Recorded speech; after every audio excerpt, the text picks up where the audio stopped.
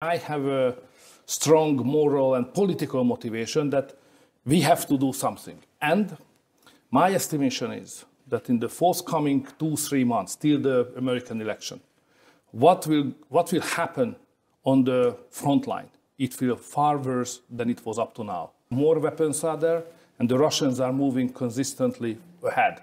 So the energy of the confrontation, the number of deaths, the lost lives, the casualties will be more brutal than it was in the last 7 months. Even the previous period was also very brutal. So what is ahead of us is far worse than we think now. So my motivation is that if we would like to do something, and I wish so, and to change from war policy, war supporting policy, to rather to the peace policy, this is the right time to do so. The question is how we can do that. And I had a chance to have a conversation with the Ukrainian president and the Russian president, and believe me, that the forthcoming 2-3 months will be far more brutal than we think.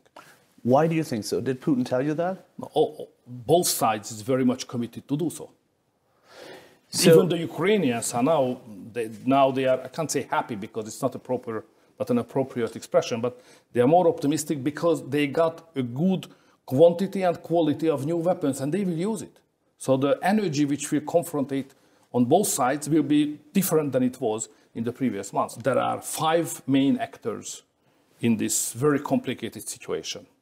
And now I have met 2 out of the 5. Ukrainians, Russians, then United States, then China, then European Union.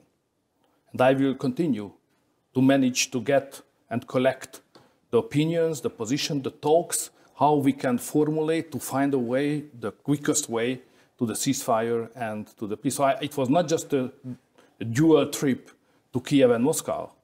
It will be continued. What is your idea? How can there be peace? I mean, if we look on the Russian position, the Russians say all the regions, including Zaporizhia, Kharkiv, Luhansk, Donetsk, is Russian. And they say, you know, we go on and we will fight and we will take at least these regions. They want to destabilize the Kiev government. So how can there be peace? Do you see any chance? I mean, what did Putin tell you?